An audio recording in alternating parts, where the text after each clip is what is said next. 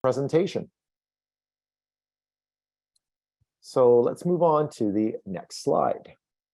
So the purpose of this webinar is to discuss OPG's license to construct application and give an update on the regulatory review and hearing process. Now here's an outline of the presentation, and then we'll be covering the following topics as you see on this slide. Next slide, please. So we'll first begin with an overview of the Canadian Nuclear Safety Commission, where I'll explain who we are and what we do. Next slide, please.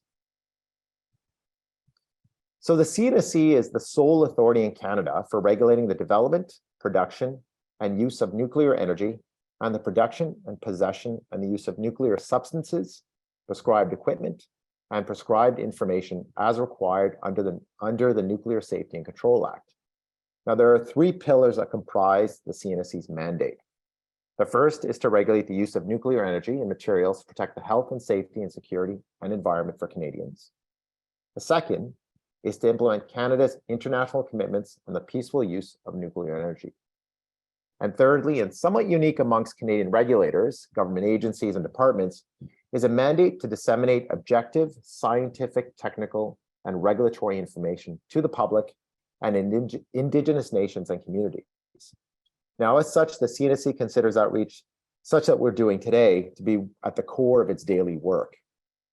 Now, the CNSC does not promote nuclear activities, but it is the CNSC's job to safely regulate such activity. Next slide, please. Now, the Commission makes its decisions transparently, guided by clear rules of procedure. Interested parties and members of the public are able to participate in public Commission hearings, which are webcast live and often held in facility host communities to make them as accessible as possible to local residents. Now, the Commission provides extensive reasons for its decisions, which are based on information and evidence that includes public input, as well as the recommendations of expert CNSC staff. Now, decisions, hearing transcripts, webcast archives, and other documentations are publicly available on the CNSC website. Now, the CNSC is supported by more than 800 scientific, technical, and professional staff. That's us. We review applications for licenses according to regulatory requirements and make recommendations to the Commission. Next slide, please. So CNSC staff work in various functions to fulfill this important role of making recommendations to the Commission to support their decision-making.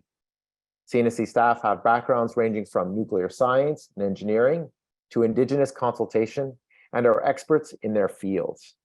Now, staff are responsible for implementing Commission decisions, developing regulatory requirements and guidance for Commission approval, verifying and enforcing compliance with regulatory requirements, and of course, as we're doing now, engaging the public and Indigenous nations and communities through various outreach programs. Next slide, please.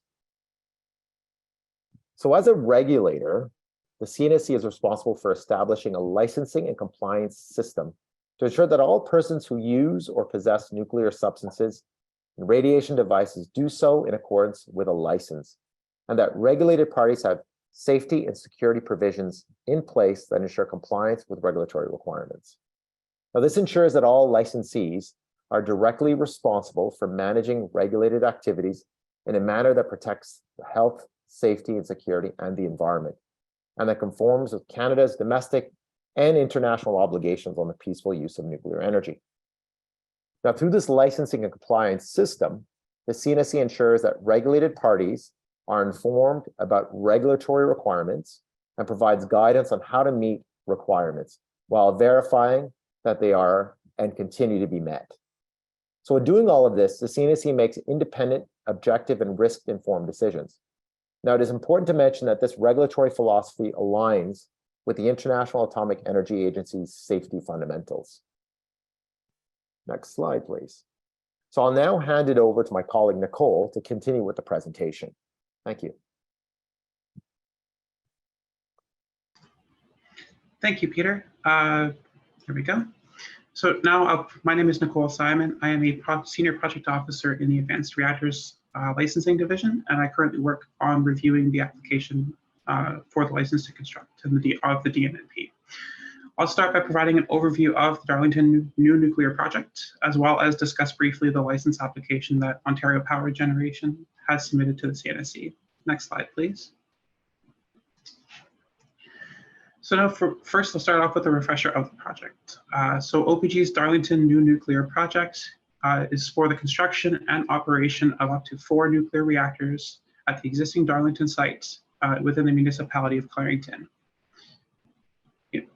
The environmental assessment for this project began in 2006 when OPG applied for an initial license to prepare site to build up to 4 new nuclear reactors. And an environmental assessment commenced under the Canadian Environmental Assessment Act of 1992. This environmental assessment was completed in 2009. In December 2021, OPG selected the GE Hitachi BWRX 300 reactor technology. The selection of this reactor technology required OPG to demonstrate that the reactor fits within the bounds of the existing environmental assessment that was previously completed in 2009 and was approved in 2011. Last year, in October 2022, OPG submitted a license to construct application to construct a single small modular reactor or single BWRX reactor of up to 300 megawatts electric. Next slide, please. So here's an overview of OPG submissions to the CNSC to support their license to construct the single BWRX reactor at the Darlington site. OPG has submitted updated documentation to demonstrate how the technology fits within the bounds of the environmental assessment. This documentation consists of the 2 reports that are listed here in the middle of this slide. In addition, OPG has also submitted a license to construct application, which is posted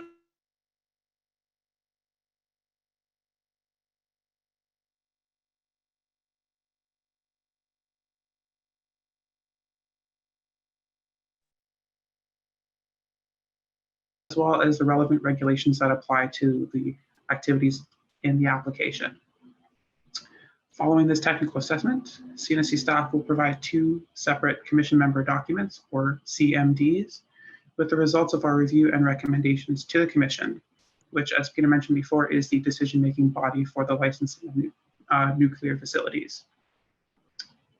We will produce 2 separate CMDs as 2 separate decisions are required, and we will provide a bit more detail on this in a few slides later on. Next slide, please.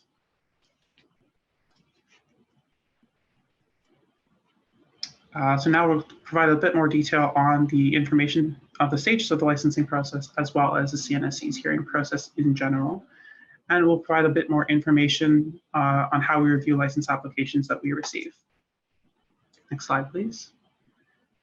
To better understand where the Darlington New Nuclear Project is within the whole process of licensing, here is a visual which depicts the 5 phases in the life cycle of a nuclear facility.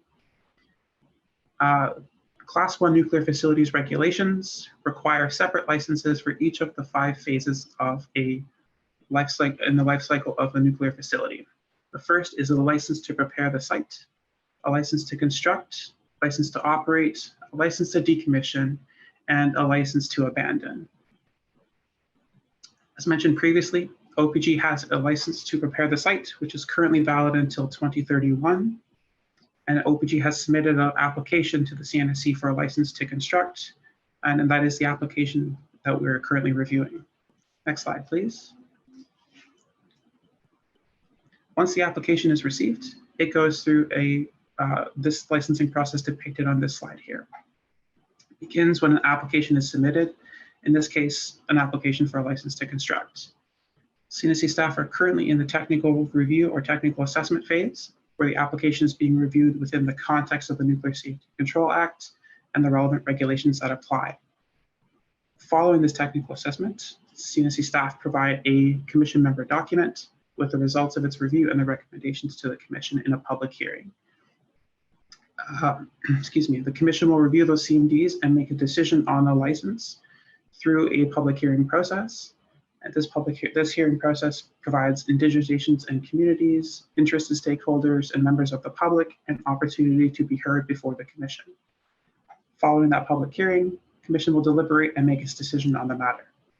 I want to note that throughout this entire licensing process, there is ongoing engagement of Indigenous nations and communities and members of the public. Next slide, please. So what do we mean by a technical review? This slide presents just a quick overview of the CNSC's technical review process itself.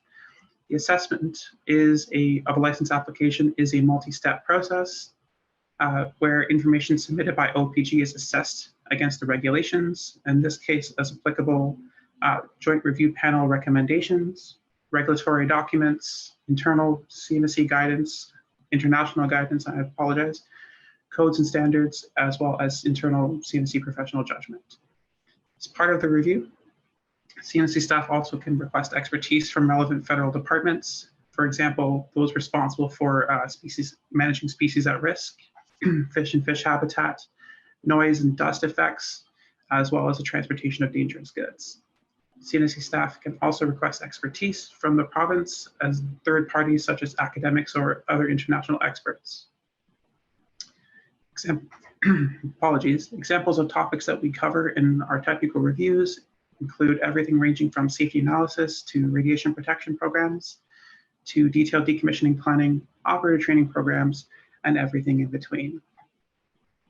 If CNSC staff conclude that an application is not complete or not satisfactory, the applicant will be asked to submit additional information and/or revise the documentation.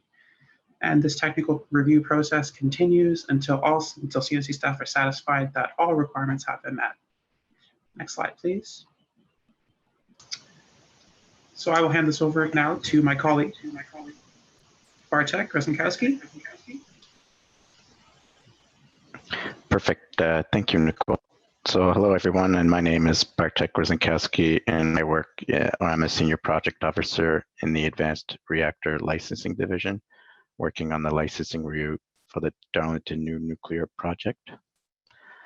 So now that we've discussed the licensing and hearing process as a whole, I'll go over the details for the hearings we have planned for the Darlington New Nuclear Project. And I'll go over the scope of the hearings and the decisions that ultimately need to be made regarding the OPG license application. Next slide, please. So as mentioned on the earlier slides, the two separate technical reviews are happening in tandem, which require two separate decisions from the Commission. So for the first decision, the Commission will need to make a determination whether OPG's chosen reactor technology is within the bounds of the environmental assessment, which was completed in 2009 for this project. Then a second decision is on the license to construct application as to whether the applicant is qualified to safely operate the facility as per the Nuclear Safety and Control Act, and whether the proposed financial guarantee is sufficient to cover the costs to decommission the site with the full scope of the authorized activities. Both hearings will be conducted within the municipality of Clarington with oral and written interventions. The first public hearing is to address the first request for a decision, so that is focusing on the determination of whether the BWX 300 reactor technology that was selected by OPG is within the bounds of the 2009 environmental assessment. The second public hearing will only occur if the Commission has determined that the BWX 300 reactor fits within the bounds of the 2009 environmental assessment. In this second public hearing, CNSC staff would then focus on the review of the OPG license application and a determination whether the applicant has met its obligations under the Nuclear Safety and Control Act with respect to the OPG application to construct one BWX 300 reactor unit. Next slide, please. In the next couple slides, I'll go into the detail on the scope of the hearing number one and the history of the project. So as we mentioned previously, the environmental assessment for the project began in 2006 when OPG applied for a license to prepare a site. In 2011, hearings were conducted for the project and the license to prepare site was issued. The license to prepare site was conditional on OPG implementing the mitigation measures and recommendations made by the Joint Review Panel. These mitigation measures are described within the environmental assessment report mentioned previously, and the Joint Review Panel recommendations are described in the Joint Review Panel report. Both of these documents are publicly available online and can be accessed at any time. The selection of the reactor technology, the BWX-300, requires OPG to demonstrate that its chosen technology fits within the bounds of the approved 2009 environmental assessment. At the time of the panel hearings, OPG had not selected a reactor technology, and the panel concluded that the environmental assessment was sufficient to proceed with no residual adverse effects on the environment from the Darlington new nuclear project using the bounding scenario approach. However, once OPG had selected a technology, OPG was to validate the results and assumptions of the environmental assessment to the parameters of the reactor technology. OPG has submitted its review of the environmental assessment against the BWX-300. These were the documents that were mentioned earlier. So therefore, the first of the recommendations issued by the Joint Review Panel requires that the CNSC make a determination whether the environmental assessment completed in 2009 is applicable to the reactor technology selected by OPG. The panel also states that a new environmental assessment would not be required if the selected reactor technology is not fundamentally different from those used for the plant parameter envelope approach. Next slide, please. So the hearing notice, oh, I think you jumped one slide ahead. Can you go back, please? Slide 18, please.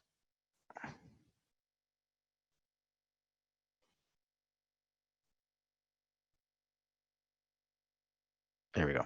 Thanks. So the hearing notice for the first hearing was posted on April 3rd of 2023. As mentioned, the purpose of the first public hearing is for the Commission to consider and decide on the applicability of the Darlington new nuclear project environmental assessment with respect to OPG's selected BWX-300 small modular reactor technology. The Commission will also consider whether the predictions of the environmental assessment remain valid. The scope of this hearing will not include a licensing decision under the Nuclear Safety and Control Act. A decision on whether to issue a construction license for the Darlington new nuclear project will be contemplated at the second hearing for the project. So details on the second hearing will be provided in future hearing notices. OPG's hearing submission and CNSC staff's recommendations to be considered at the hearing will be available on the CNSC website or on request to the Commission registry after September 18th of 2023. Next slide, please. So here are some important or key dates regarding hearing number 1. So currently CNSC staff are completing the review of OPG's submissions. On September 18th of 2023, the results of the CNSC staff review will be posted. We call this Commission Member Document, or a CMD in short. Participation in a public hearing is called an intervention. So if you would like to submit an intervention for hearing number 1, these are due to the CNSC registry by November 20th of 2023. And this hearing is scheduled for the week of January 22nd of 2024, and it'll take place in the Darlington area. Next slide, please. Now, for the scope and the purpose for the second hearing, I'll note that for hearing number 2, we'll only go forward if the Commission determines that the BWX-300 is within the bounds of the environmental assessment, so following the first hearing. The purpose for this second hearing is to consider and decide on the capability of the licensee, so OPG in this case, to construct a single BWX-300 reactor on the Darlington new nuclear project land lands at the Darlington Nuclear Generating Station. CNSC staff are currently completing a review of the OPG license to construct application, and the results of the CNSC staff review will be posted after June 18th of 2024. And then the second hearing is scheduled after that, tentatively for October of 2024. Next slide, please.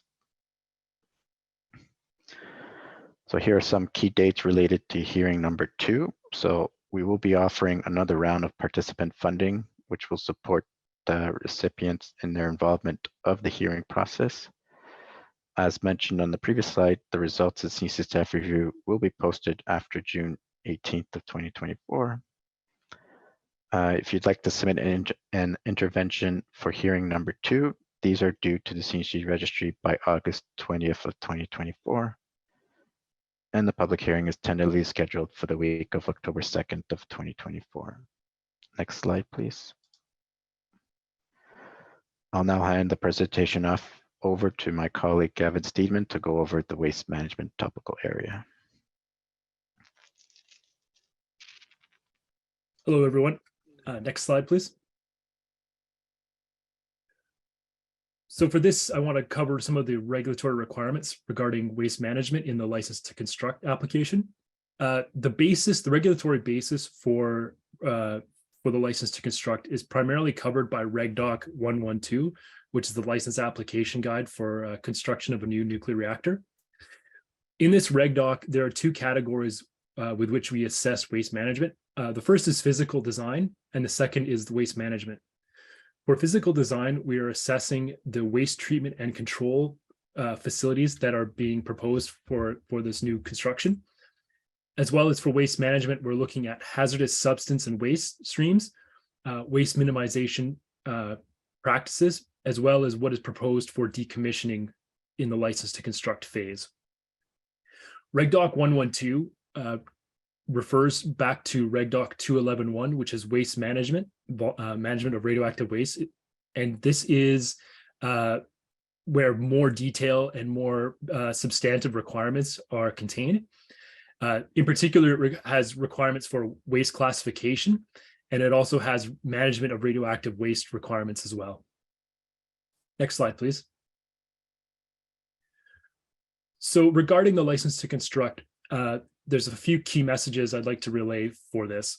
The first one primarily is that for a license to construct, this license does not allow for the generation of radioactive waste. That is the primary message.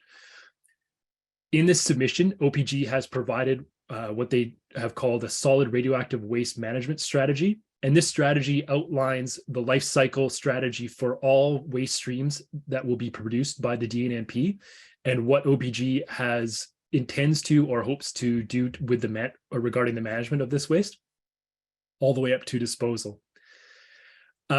Currently, the waste processing system, as proposed by OPG, is designed for all forms of waste streams that will be produced. There's exclusion for spent fuel, but that's not to say that spent fuel is not managed within the DNMP. It's just viewed as a separate stream.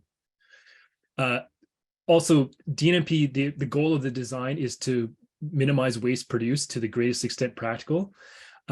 2 ways that this design proposes to do that is through the collection of effluents and processing, in some cases with the goal to reintroduce those streams back into the main loops. And finally, waste minimization techniques will be used everywhere else within the plant. Next slide, please. So finally, I want to touch on financial guarantees and why it's needed. Financial guarantees are required as part of the license application, including license to construct. And crucially, these are reviewed by CNSC staff, but are approved by the commission. The terms of these financial guarantees require them to be payable to the CNSC, and the funds that make up these financial guarantees are required to be separate from a licensee's assets as part of the access requirements by the CNSC. And as I mentioned, they're required throughout the entire life cycle of the facility. So currently, OPG maintains a financial guarantee for the license to prepare site. They have submitted a new one for the license to construct, and should a license to operate be submitted, this will have to be revised again. In all cases, it's required that these the associated decommissioning plans be updated and reviewed at minimum every 5 years or sooner if requested by the commission. And they're also subject to annual reporting to demonstrate value and validity of these funds. And with that, I'll pass it on to the next person. And that'll be me. Hello, my name is Emily Jansen. I'm a licensing officer at the CNSC, and I work on the same team as Nicole and Bartek, who presented previously.